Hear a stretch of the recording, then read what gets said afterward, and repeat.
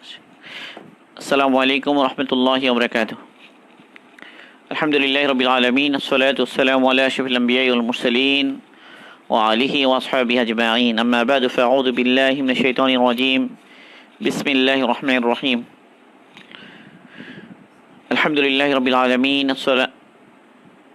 الرحمن الرحيم مالك يوم الدين إياك نعبد وإياك نستعين اهدنا الصراط المستقيم صراط الذين أنعمت عليهم غير المغضوب عليهم ولا الضالين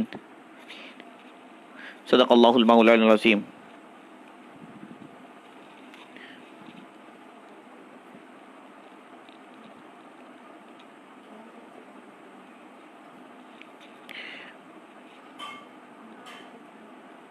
আলহামদুলিল্লাহ, আল্লাহ পাকের মেহেরবানি, আল্লাহ পাকের ইহসান। এটি আমাদের দারসুল কোরআনের উপরে ষষ্ঠ দার্স।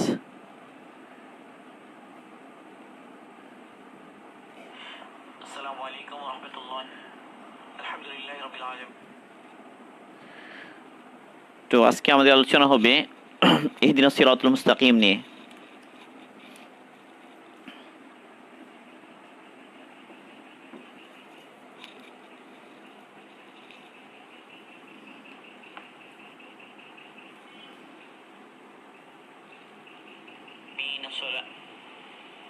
الرحمن الرحيم مالك يوم الدين إياك نعبد وإياك نستعين.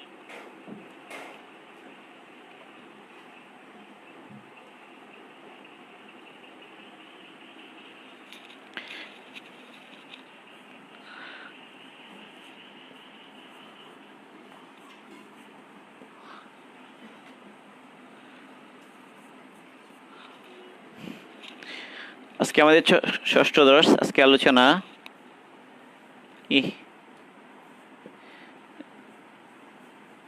ইহদিনাস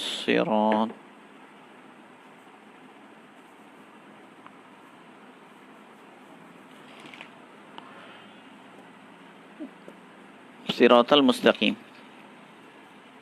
আজকে আলোচনা আমাদের ইহদিনাস সিরাতাল মুস্তাকিম নিয়ে। শুরুতে একটু নেটওয়ার্কে শুরুতেই ডিস্টার্ব ছিল, এই কারণে একটু এলোমেলো হয়ে গেল। যাই আলহামদুলিল্লাহ শুরু করতে পেরেছি। তো ইহদিনা আস-সিরাত আল মুস্তাকিম। তো ইহদি এই অংশটা হচ্ছে ফেল বা ভার্ব, বা এটাকে আমরা ফেল বলতে পারি। ফেল এ না, যেটা এটা একটা অবজেক্ট। আমরা এটাকে ফার্স্ট অবজেক্ট বলতে পারি। আর সিরাত আল মুস্তাকিম এই পুরোটা মিলে এটা হচ্ছে, এটা একটা অবজেক্ট। এটাকে আমরা সেকেন্ড অবজেক্ট বলতে পারি। ইহদিনা, আপনি আমাদেরকে দান করেন, আমাদেরকে প্রদর্শন করেন। ইহদি অর্থ রাস্তা দেখানো। ইহদি, আপনি আমাদের রাস্তা দেখান। না, আমাদেরকে না, এসব মানে হচ্ছে অর্থ হচ্ছে আমাদেরকে কি দেখাবেন? আমাদেরকে আস-সিরাত আল মুস্তাকিম, সরল পথ।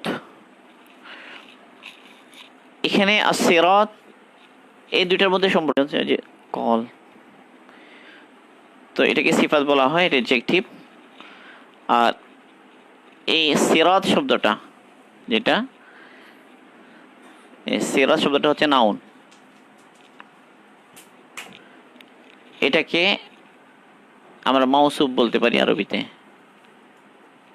মাউসুফুন, মাউসুফ, এটা হলো সিফাত।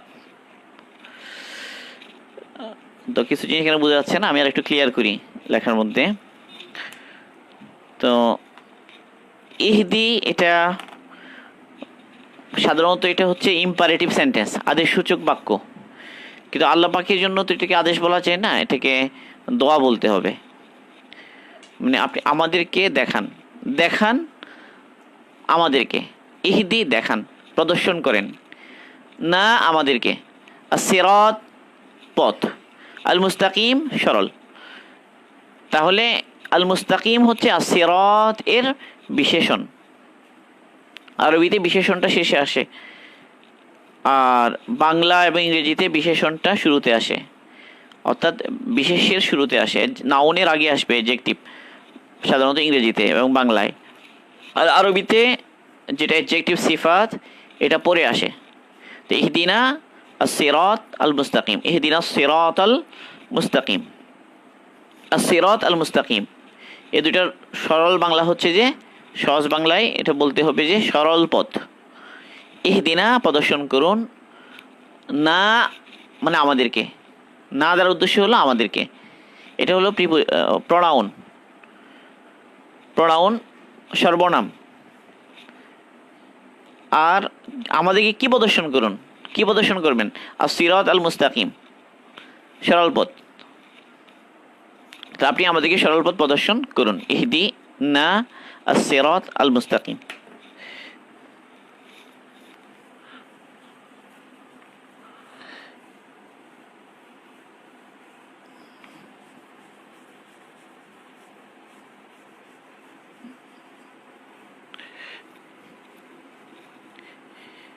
এটাকে যদি আমরা একটু সরলভাবে বলি, তাহলে আপনি আমাদেরকে হেদায়েত দান করুন। ইহদি, ইহদি যে ফেল,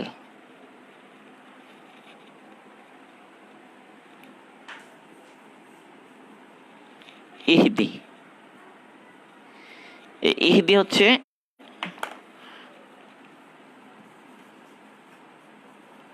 প্রদর্শন করুন। ইহদি, ইহদি এটা এসেছে হাদা,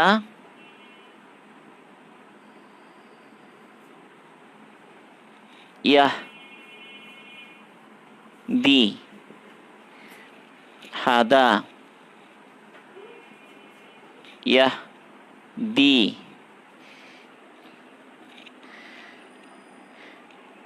হাদা মানে সে প্রদর্শন করলো, ইয়াহদি সে প্রদর্শন করে বা করবে, ইহদি তুমি আমাকে প্রদর্শন করো।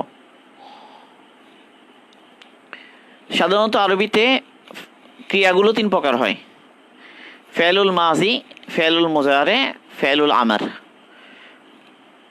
মানে আদেশ সূচক ক্রিয়া, অতীতের জন্য ক্রিয়া, আর বর্তমান ও ভবিষ্যতের জন্য ক্রিয়া। তো হাদা ইয়াহদি, হাদা সে প্রদর্শন করেছিল, সে প্রদর্শন করেছিল। ইয়াহদি সে প্রদর্শন করে বা করবে। ইহদি তুমি আমাকে প্রদর্শন করো। তো ইহদি হবে, এটা হচ্ছে ফেলুল আমার, আদেশ সূচক ফেল, ক্রিয়া, প্রদর্শন করুন। তাহলে যেহেতু আল্লাহ পাকের জন্য আদেশ শব্দটা শুদ্ধ হয় না, এই জন্য এক্ষেত্রে আমরা দোয়া, আল্লাহ পাকের কাছে দোয়া, দোয়া করা, মানে দোয়া হিসেবে এখানে এসেছে ইহদিনাস সিরাতাল মুস্তাকিম। তো এটার যে মাসদার, মাসদার হচ্ছে আল হিদায়া। এই পুরো ফেলটার মাসদার হচ্ছে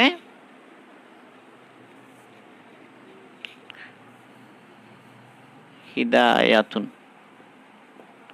হিদায়া, যেটাকে আমরা এবার লিখি হেদায়াত। তাহলে এই কথার অর্থ হচ্ছে আপনি আমাদেরকে হেদায়েত দান করুন, হেদায়েত দিন। কারণ হেদায়েত দিন বলতে গিয়ে আল্লাহ পাক সিরাতা মুস্তাকিমের কথা বললেন, সরল পথ আমাদেরকে প্রদর্শন করুন, সরল পথ। সরল পথ দ্বারা কি উদ্দেশ্য, কি বোঝানো হচ্ছে? এর আগের যে আয়াত ছিল সেটা ছিল ইয়াকা না'বুদু ওয়া ইয়াকা নাস্তাঈন, আয় আল্লাহ আমরা একমাত্র আপনারই ইবাদত করি, আপনি ছাড়া আর কারো ইবাদত করি না। ওয়া ইয়াকা নাস্তাঈন, আমরা কেবলমাত্র আপনারই সাহায্য চাই, আপনি ছাড়া আর কারো সাহায্য চাই না। তাহলে সাহায্য আল্লাহ পাকের কাছে আমরা চাই। এখন এরপরে একটা প্রশ্ন আসবে যে কি সাহায্য? আল্লাহ পাক আমাদেরকে কোন ক্ষেত্রে সাহায্য করবেন, কোন সাহায্যটা? গতকাল আমরা এই বিষয়ে আলোচনা করেছি যে সাহায্য হওয়া উচিত এমন ব্যাপারে যেটা আল্লাহ পাকের সন্তুষ্টির পথে সহযোগিতা করে। মানে যেই সমস্ত কাজ করে আল্লাহ পাক সন্তুষ্ট হবেন, সেই কাজগুলো করার ক্ষেত্রে সাহায্য। তো তার মধ্যে এই যে আল্লাহ পাকের সন্তুষ্টির পথে সহযোগিতা হবে এরকম কাজে সাহায্য, তো এটার জন্য সর্বোৎকৃষ্ট রূপ যেটা হলো হেদায়াত, পথ প্রদর্শন করুন।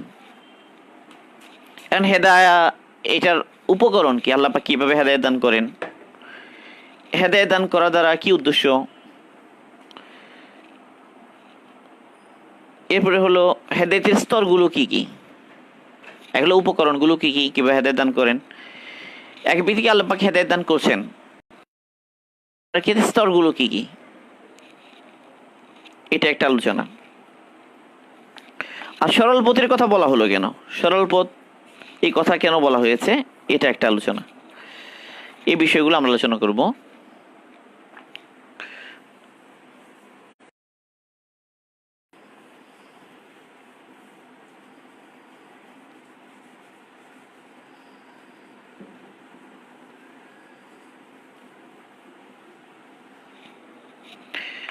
প্রথম আলোচনা হলো হেদায়েতের জন্য উপকরণ। আচ্ছা, হেদায়েতের অর্থটাকে স্পষ্ট করি। হেদায়া, এটার অর্থ আল হিদায়া,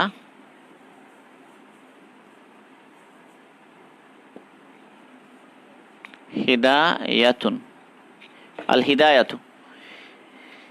হিদায়া শব্দের অর্থ কি এটা, তো কেউ কেউ এটার অর্থ করেছেন দালালাতুন, দালালাতুন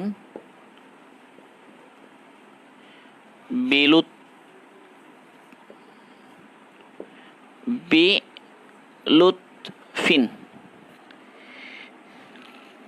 দালালাতুন শব্দের অর্থ হলো পথ প্রদর্শন, পথ দেখানো।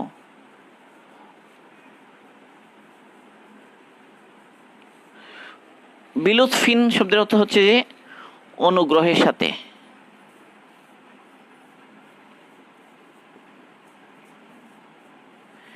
অনুগ্রহের সাথে পথ প্রদর্শন, এটাকেই বলা হয় হেদায়া। যে পথ প্রদর্শন হবে অনুগ্রহের সাথে, নিতান্ত অনুগ্রহ করে, সেটাই হচ্ছে হেদায়া। তাহলে ভালো রাস্তায় পথ দেখানোকেই হেদায়া বলা হবে। খারাপ রাস্তায় পথ দেখানো এটাকে হেদায়া শব্দটা সেক্ষেত্রে প্রযোজ্য হবে না, কারণ খারাপ পথে পরিচালনা করা বা খারাপ রাস্তা দেখিয়ে দেয়া এটা তো অনুগ্রহ না। অনুগ্রহ হয় হলো ভালো রাস্তা, ভালো পথ, উৎকৃষ্ট পথ, উত্তম পথ যেটা দেখানো, সহজ পথ যেটা দেখানো, এটাই হয় অনুগ্রহ। কারণ এই অনুগ্রহটা আল্লাহ পাক করবেন কেমনে, আল্লাহ পাক হেদায়েতের জন্য উপকরণ সৃষ্টি করবেন। উপকরণ আল্লাহ পাক সৃষ্টি করে দেবেন হেদায়েতের জন্য, যে উপকরণগুলো বান্দার সামনে এসে গেলে সে খুব আগ্রহের সাথে নিজেই ওই পথে চলবে, তাকে বাধ্য করা লাগবে না। তাহলে একটা হলো বাধ্য করা, বেঁধে নিয়ে যাওয়া, প্রেশার ক্রিয়েট করে বাধ্য করে চালানো। আরেকটা হচ্ছে যে তার সামনে সব কিছু ক্লিয়ার করে দেয়া, রাস্তা উপকরণগুলো তৈরি করে দেয়া, তার মধ্যে যোগ্যতা সৃষ্টি করে দেয়া, এরপর যেন সে নিজে চলতে পারে। এটাকে বলা হচ্ছে দালালাতুন বিলুৎফিন, অনুগ্রহের সাথে পথ দেখানো।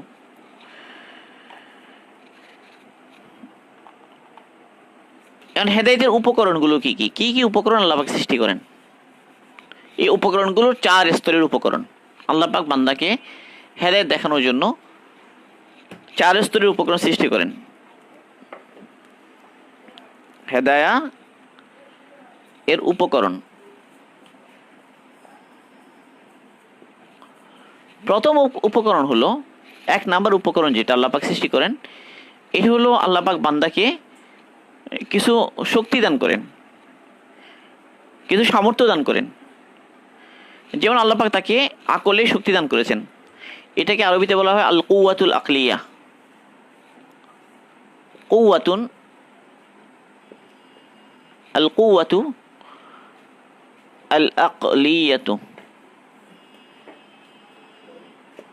আকলিয়াতুন আকলের শক্তি, মানুষের যে মেধা, ব্রেইন আল্লাহ পাক মানুষকে দান করেছেন, সেরিব্রাল কর্টেক্স দান করেছেন মানুষকে।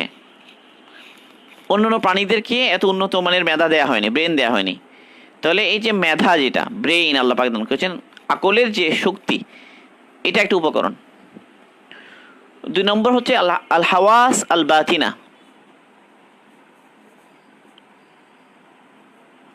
আল হাওয়াস আল বাতিনাতুন। হাওয়াস মানে হচ্ছে অনুভূতি, আল বাতিনা মানে বিতর্গত। বিতর্গত আল্লাহ পাক মানুষকে কিছু অনুভূতি শক্তি দান করেছেন, সে অনুভব করতে পারে। কিছু সেন্সেশন আল্লাহ পাক তাকে দান করেছেন, গরম ঠান্ডা বোঝা, ভালো মন্দ বোঝা, উপকারী অনুপকারী বোঝা, সুন্দর কুৎসিত বোঝা, এই ধরনের বিতর্কত তার যে শক্তি, যেটার মাধ্যমে সে বুঝতে পারে। এটা হলো আল হাওয়াস আল বাতেনা। আরেকটা হলো বাহ্যিক অঙ্গ প্রত্যঙ্গের যে অনুভূতি, যেটা প্রথমে আমি বলে ফেলেছিলাম একটু, তাপমাত্রা। এই বিষয়টা আসলে ওই যে 5টা যে ইন্দ্রিয়, 3 নম্বর হচ্ছে আল মাশায়ের আল আযাহিরা, প্রকাশ্য যেটা শক্তি সেটা।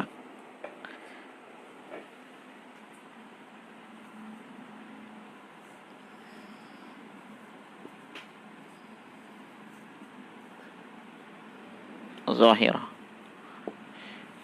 মানে বাহ্যিক অঙ্গ প্রত্যঙ্গের মধ্যে যে অনুভূতি গ্রহণের যে ক্ষমতা, যেমন চোখ, যেমন কান, যেমন জিহ্বা, যেমন তার ত্বক, নাক, ইন্দ্রিয়গুলো, এই ইন্দ্রিয়ের মধ্য দিয়ে যে সে বিভিন্ন যে বিষয় সে উপলব্ধি করতে পারে, এগুলো সবই উপকরণ। তো হেদায়েতের প্রথম উপকরণ হলো আল্লাহ পাক তাকে এমন কিছু শক্তি দান করেছেন যেটা দিয়ে সে এখনো সেন্সেশন নিতে পারে, তথ্য নিতে পারে।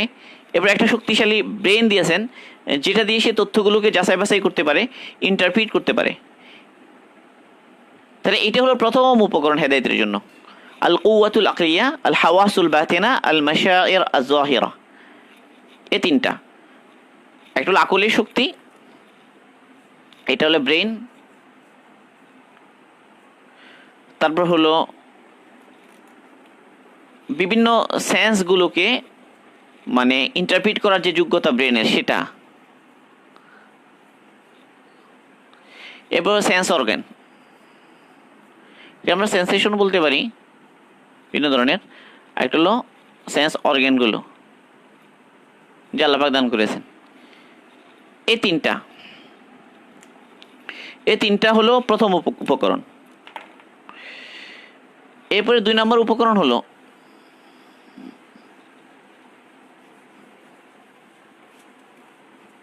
মানুষকে যদি আল্লাহ পাক এই বিষয়গুলো না দিতেন, এই যোগ্যতাগুলো না দিতেন, তাহলে তাকে সরল পথে বলতে বলাটা সহি হতো না, কারণ তার তো যোগ্যতাই নাই। যেমন গরুর মধ্যে এই বিষয়গুলো এইভাবে পরিপূর্ণভাবে নাই।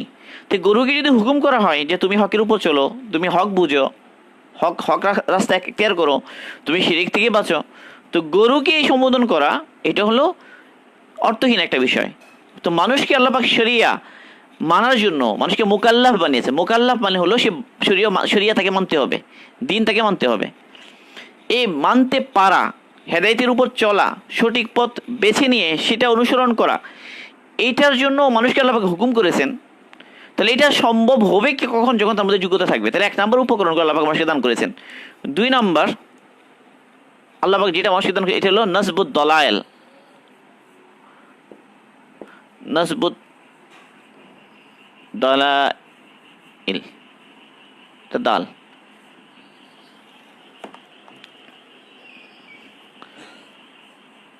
নাসবুদ দলায়েল, দলিলগুলোকে প্রতিষ্ঠিত করেছেন। দলিল উপস্থাপন, হকের পক্ষে দলিল আল্লাহ পাক ছড়িয়ে ছিটিয়ে দিয়েছেন। এই দলিলগুলোকে কোরআনের ভাষায় আয়াতুল্লাহ বলা হয়।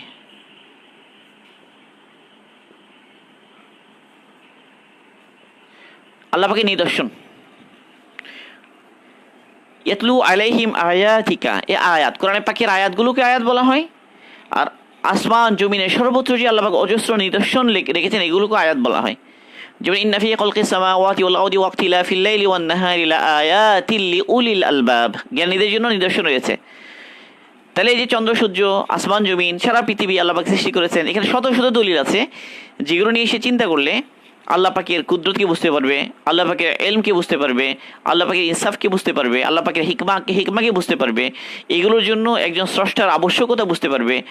এবং এই যে বিভিন্ন পরিবর্তন হচ্ছে আমাদের চোখের সামনে, সময়ের সাথে যুগের সাথে পরিবর্তন হচ্ছে, কারো উত্থান হচ্ছে, কারো পতন হচ্ছে, এসব বিষয় যদি সে ভাবে, তো এইগুলোর মধ্যে সে অজস্র দলিল পাবে হকের পক্ষে।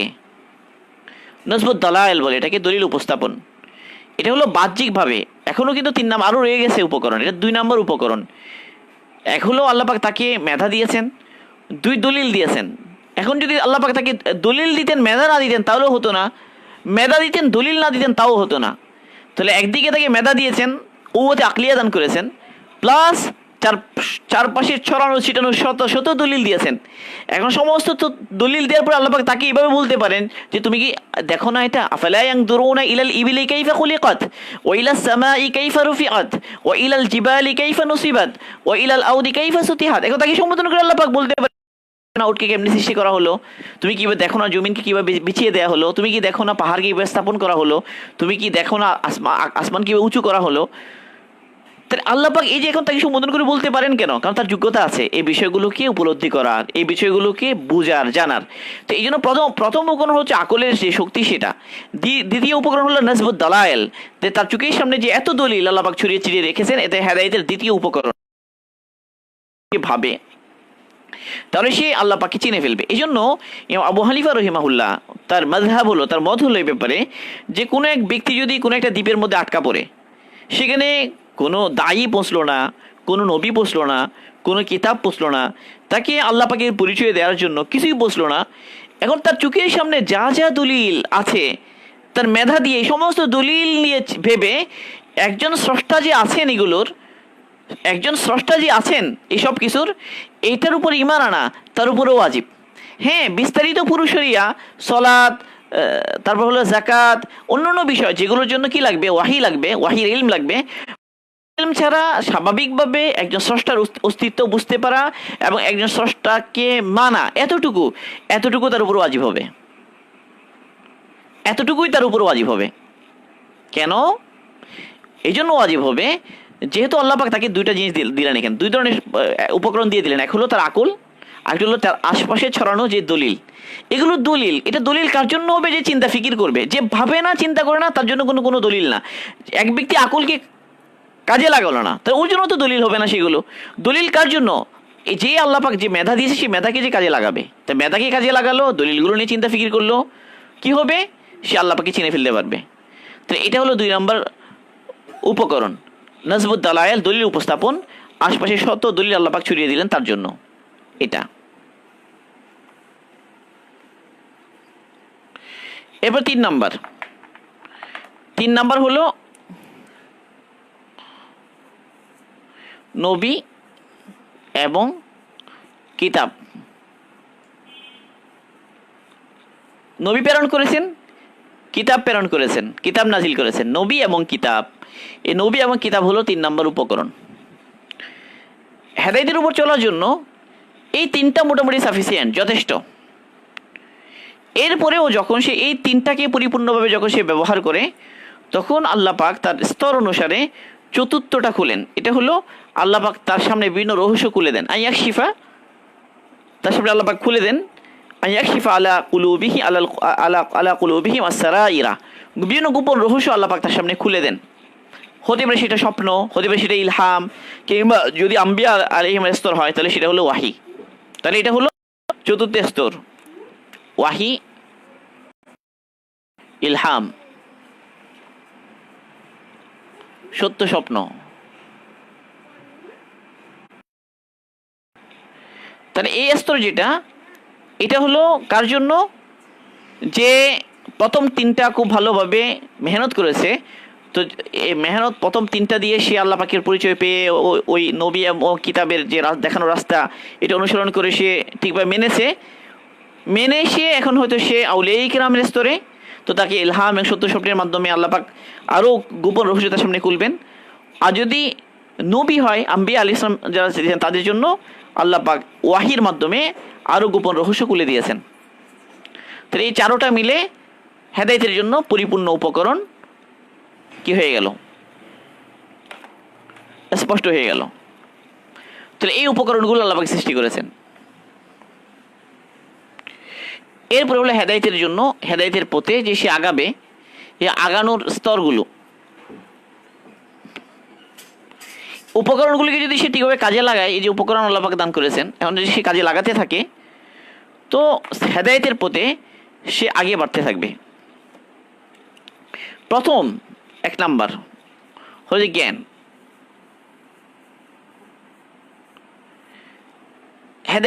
হেদায়েতের পথ সে চিনবে যে এটাই হেদায়েতের পথ, এটা তার সামনে স্পষ্ট হয়ে যাবে। এটা হলো প্রথম, যে হককে হক বুঝতে পারা, বাতিলকে বাতিল বুঝতে পারা, এটা তার সামনে স্পষ্ট হয়ে যাবে, এটাই হক, এটাই বাতিল, এটা ঠিক, এটা বেঠিক, এটা স্পষ্ট হয়ে যাবে তার সামনে এই উপকরণগুলোর মাধ্যমে। এটা প্রথম। 2 নম্বর, যখন এই হক তার সামনে স্পষ্ট হয়ে গেল, এরপরে হকের উপর চলার কুদরত, সামর্থ্য আল্লাহ পাক তাকে দান করবেন। এই হলো দ্বিতীয়। এখন জ্ঞানও এলো, সামর্থ্য এলো। 3 নাম্বার, সে এখন হকের উপর চলার জন্য ইচ্ছে করবে। অনেক মানুষ জানে সামর্থ্য আছে কিন্তু ইচ্ছে করে না। তো ইচ্ছে করে না বলে সে নিয়ত করে না হকের উপর চলার জন্য, হককে অবলম্বনে সে নিয়তই করে না। জ্ঞান আছে, জ্ঞান দিয়ে বুঝে এটা হক, এবং তার সামর্থ্য আছে, সে চাইলেই হক কবুল করে ফেলতে পারে। অনেক অমুসলিম আছে যে সে বুঝতে পারে, তার জ্ঞান হয়ে যায় যে আসলে সে যে সমস্ত বিশ্বাসের উপর আছে সেগুলো গলত, এটা সে বুঝে। তার সামর্থ্য আছে, সে চাইলে এগুলো ভ্রান্ত বিশ্বাস, ভ্রান্তবোধ ছেড়ে হক পথে সে চলে আসতে পারে। এই সামর্থ্য তাকে আল্লাহ পাক দিয়ে রেখেছেন, কিন্তু সে এই দুইটাকে কাজে লাগিয়ে 3 নাম্বার যেটা ইচ্ছা, এটা সে করে না। ইচ্ছে করে না, তার এখতিয়ারে, সেটা করে না। এখন যদি সে ইচ্ছেও করে তো আল্লাহ পাক তাকে ইচ্ছে করার তৌফিক দান করেন, জ্ঞান, কুদরত, এরপর ইচ্ছে করার সামর্থ্য আল্লাহ পাক তাকে দিলেন যে ইচ্ছে করবে সে। এই 3টার পরে এরপরে সে 3 নাম্বারে গেল। এরপরে 4 নাম্বার, সেটাকে কাজে আমলে পরিণত করবে।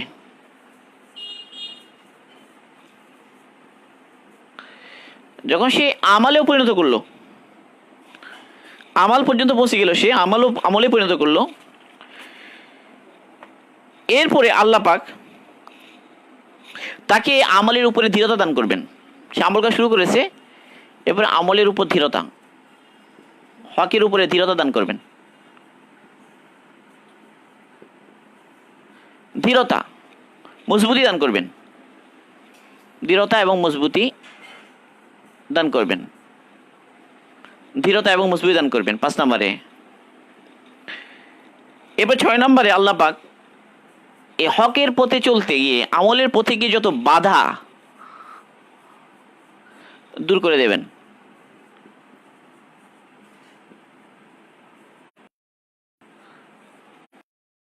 যে বাধাগুলো আল্লাহ পাক দূর করে দেবেন। এরপরে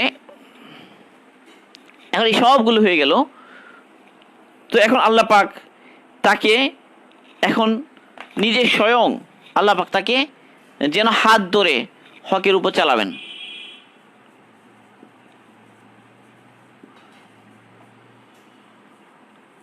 মানে এই হেদায়েতের স্তরগুলো বাড়ছে তার জন্য, ধীরে ধীরে বাড়ছে। তো 6 পর্যন্ত আমি লিখলাম, এবার আমি লিখি 7 নাম্বার, যেটা যে হকের উপর চালাবেন।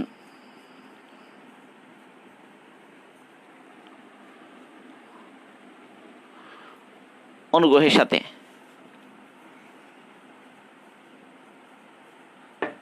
সাত নাম্বার হয়ে গেল। এরপর 8 সেখান চলছে, আল্লাহ পাক চালাচ্ছেন। এখন এই পথের যে ফাইনাল ডেস্টিনেশন, গন্তব্যে পৌঁছার ফিকির তৈরি করে দেবেন তার মধ্যে। গন্তব্য কি? চূড়ান্ত পর্যায়ে পরিপূর্ণভাবে হককে আঁকড়ে ধরা, পরিপূর্ণ এই যে হকে চলতে চলতে আল্লাহ পাকে পরিপূর্ণ সন্তুষ্ট করে এবং একদিন হকের সাথে দুনিয়া থেকে চলে যাওয়া, এইটার ফিকির তার মধ্যে পয়দা হয়ে যাবে। সে বুঝবে যে আমার মাকসাদ কি। এখন এই যত এটার ফিকির তার আসবে, তত আল্লাহ পাকের তরফ থেকে যে হেদায়েতের গুরুত্ব, হেদায়েতের প্রয়োজন কি, সে হেদায়েতের যে জরুরত, এটাকেই সবচেয়ে বড় জরুরত সে ভাবতে শুরু করবে, এটাকে 1 নম্বর সে প্রায়োরিটি দিবে। 10 নম্বর হলো আল্লাহ পাক তাকে এই পথ থেকে আছে 2টা বড় বিচ্যুতি, যেটা একটা হলো দলাল, একটা হলো কি গজব, আল্লাহ পাকের গজব এবং গোমরাহি এবং লানত। একটা হলো আল্লাহ পাকে গোমরাহি থেকে হেফাজত করবেন, আরেকটা হলো লানত থেকে হেফাজত করলেন। গোমরাহি এবং লানত থেকে আল্লাহ পাক যখন হেফাজত করবেন, তখন সে পরিপূর্ণভাবেই হকের উপরে সে অটল রইল। এই হলো 10টা স্তর। এই ধীরে ধীরে এই 10টা স্তরকে পরিপূর্ণ হবে যার জন্য, সে পরিপূর্ণ হকের উপরেই চলবে। এই যে এটা হবে কার জন্য, এটা হলো যে মেহনত করবে, ফিনা লানাহদিয়ান্নাহুম সুবুলানা ওয়া ইন্নাল্লাহা লামাল মুহসিনিন। যে ব্যক্তি চেষ্টা করে আমার রাস্তায়, তো আমি তার জন্য হেদায়েতের সমস্ত রাস্তা খুলে দিই, এবং নিশ্চয়ই আল্লাহ পাক মুহসিনদের সাথে থাকেন। মানে যে উত্তমভাবে চেষ্টা করে তার জন্য আল্লাহ পাক এবার রাস্তা খুলতে থাকেন। তাহলে এই সব বিষয়গুলো 3 কথার মধ্যে, এই সব কথাগুলোকে আমরা যে 3 কথা বলি, এই 3 কথার মধ্যে একটা হলো হক চিনানো,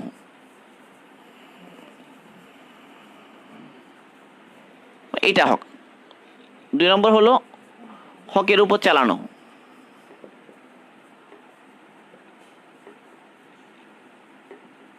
3 নম্বর হলো গন্তব্যে পৌঁছানো।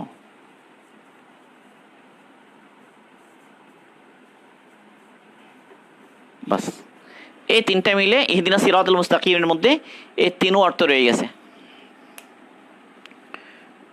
আল্লাহ পাক আমাদের সবাইকে ইহদিনাস সিরাতাল মুস্তাকিম এটা বুঝে হকের উপরে চলার তৌফিক দান করুন। এই ইহদিনাস সিরাতাল মুস্তাকিমের কি ব্যাখ্যা, এটি পরে 2 আয়াতে এসেছে, সিরাতাল লাযিনা আন'আমতা আলাইহিম গায়রিল মাগদুবি আলাইহিম ওয়ালাদ-দাল্লিন।